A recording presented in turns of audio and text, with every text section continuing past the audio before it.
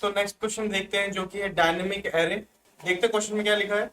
Declare a two dimensional array ARR और of n empty arrays all arrays are zero index. Okay, declare an integer last answer and initialise it to zero. Initialise करना है zero. There are two type of queries given as array of strings for you to parse. Okay, दो ही type की query है। एक 1xy से identify होती है, एक 2xy से आइडेंटिफाई होती है। Query 1 query 2। ओके, तो देखते हैं क्वेरी 1 में क्या लिखा है। Let IDX equals to x bitwise XOR last answer modulo 7। Okay okay, so ये IDX की वैल्यू, टेम्परेरी वेरिएबल की हमें वैल्यू कैलकुलेट करनी है। Then append the y to ARR IDX। उसके बाद क्वेरी, दूसरी क्वेरी देखते हैं जो कि है 2xy, जिसमें IDX की वैल्यू हमें फिर से कैलकुलेट करनी है। ओके, IDX की वैल्यू 1 2 3 कुछ 0 1 2 3 कुछ भी आए। अब इसमें लिखा है assign the value ARR IDX y modulus size of ARR IDX।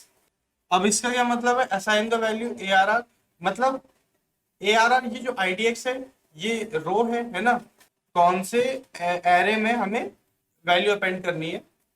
और जो दूसरी वैल्यू है ये है y की वैल्यू। y की वैल्यू मतलब सेकंड रो कॉलम की वैल्यू।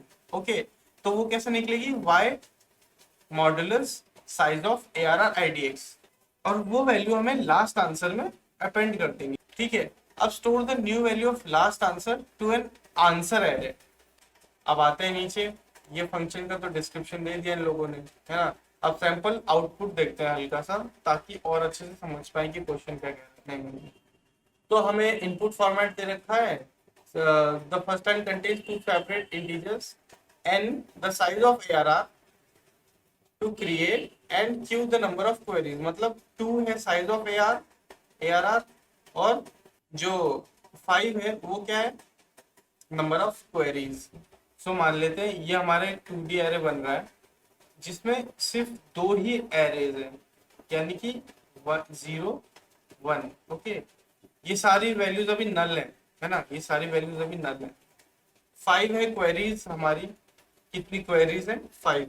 सबसे पहली क्वेरी आई 105 105, इसमें ये है, ये क्या डिनोट कर रहा है कि क्वेरी 1 चलनी है। ठीक है, ये क्या डिनोट कर रहा है, x की वैल्यू 0 है, और ये क्या डिनोट कर रहा है, y की वैल्यू 0 है, y की वैल्यू 5 है। ओके, तो क्वेरी 1 में क्या लिखा था हमारा कि IDX लेना है, एक IDX वेरिएबल लेना है, और उसकी वैल्यू कैसे कैलकुलेट करनी है, x बिटवाइज और लास्ट आंसर। लास्ट आंसर शुरू में 0 है। ठीक है, सबसे पहली क्वेरी चल रही है तो लास्ट आंसर 0 होगा।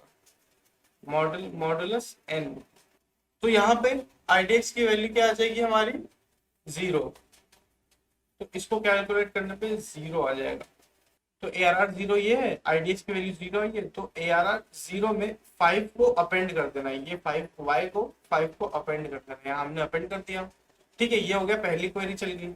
अब दूसरी क्वेरी क्या है, 117 दूसरी क्वेरी है। अब इसका मतलब दोबारा पहली क्वेरी चलेगी। पहली क्वेरी क्या थी, हमें IDX की वैल्यू निकालनी है। ठीक है, अब यहाँ पे हम IDX की वैल्यू फिर से कैलकुलेट करेंगे इनके फॉर्मूले से। वो फॉर्मूला सीधा लिख देना, कोई तो हमें इतना कुछ कैलकुलेट नहीं करना उसमें, बस फॉर्मूला लिखना है।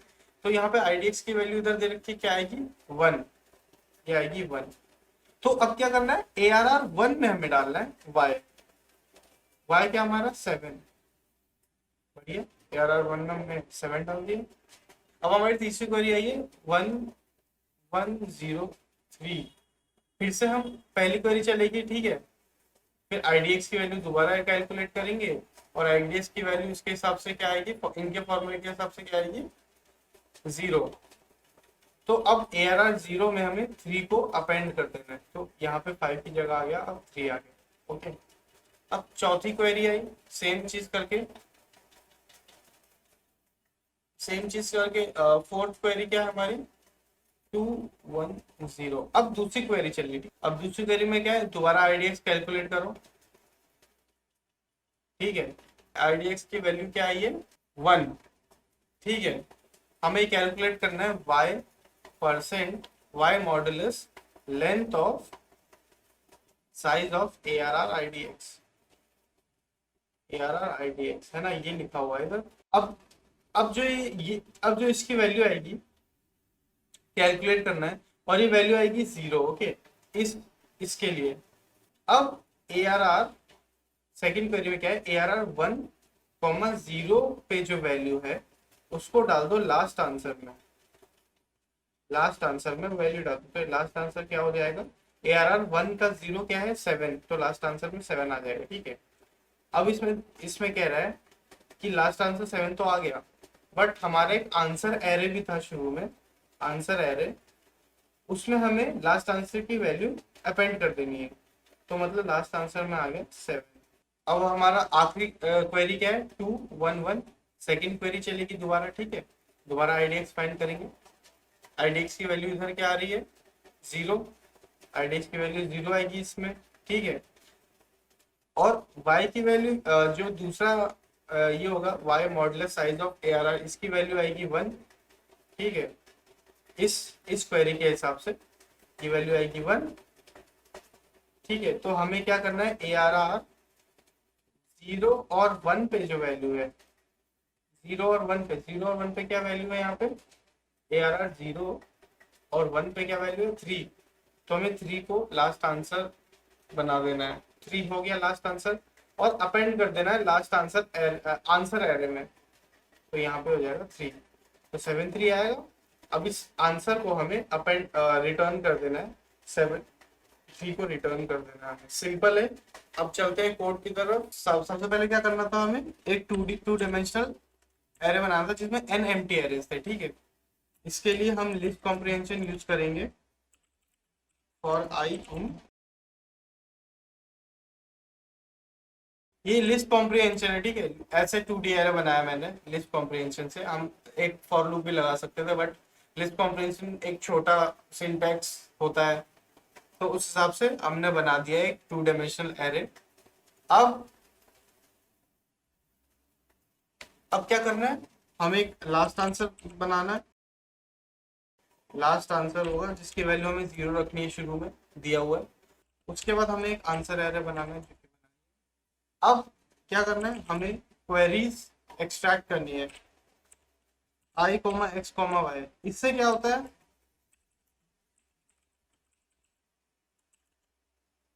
For I, X, Y in queries, इससे क्या होगा, इन क्वेरीज है, इसका मतलब हर एक क्वेरी चलेगी, है ना, हर एक क्वेरी एक्सट्रैक्ट होगी जिसमें 3 वैल्यूज हैं 0 1 5। तो I, ये इससे 3 वैल्यूज यहाँ लिखने का मतलब है, जो तीनों वैल्यूज है ना वो रिस्पेक्टिवली सब में चली जाएंगी। I की वैल्यू 1 हो जाएगी, X की वैल्यू 0 हो जाएगी, और Y की वैल्यू 5 हो जाएगी। ठीक है, एक्सट्रैक्ट कर लिया हमने तीनों वैल्यूज। अब इसमें एक चीज देखने वाली है कि क्वेरी 1 और 2 दोनों में ही हमें IDX की वैल्यू निकालनी है ना। हम पहले ही निकाल लेते हैं IDX की वैल्यू, तो IDX लिख देते हैं यहाँ पे, ये IDX की वैल्यू है। अब हमें चेक करना है कि I की वैल्यू 1 है कि नहीं। अगर I की वैल्यू 1 है तो पहली क्वेरी का हम डाल देंगे append Y to ARR IDX।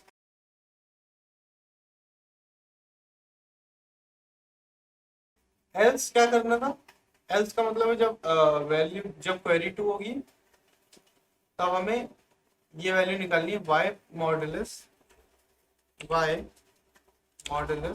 ये हमें टेम्पररी वेरिएबल में स्टोर करना था, वैसे अभी छोड़ बता देंगे, lane of AIDX, right, size चाहिए हमें ARIDX का, और इसको हमें इसके साथ लिखना है AIDX के साथ। तो ये एक वैल्यू आ जाएगी हमारे पास, है ना, 2 डायमेंशनल, ऐसे ये वैल्यू उठाएगी, और इसको हमें किस में अपेंड कर देना है, लास्ट आंसर में, LST, लास्ट आंसर की ये वैल्यू हो जाएगी। ठीक है, अब ये वैल्यू होने के बाद हमें LST को अपेंड कर देना आंसर एरे में, answer array dot append simple LST, बस हो गया अपना क्वेश्चन सॉल्व। अब यहाँ पे हमें रिटर्न कर देना है आंसर। अब देखते हैं कोई एरर ना आए तो चल जाए, बढ़िया क्वेश्चन। ओके, सो ये सैंपल टेस्ट केस में पास हो रहा है, सबमिट कर देते हैं कोड। लेट्स गो, कोड आराम से रन हो रहा है इजीली। तो ये था guys dynamic array question. Hope so की समझ में आया हो, और कुछ समझ में ना आया हो तो कमेंट कर देना नीचे, और सब्सक्राइब कर लो चैनल को ताकि और अपडेट्स या और क्वेश्चंस और एल्गोरिथम समझना हो। तब तक के लिए take care, bye bye, see you in the next video.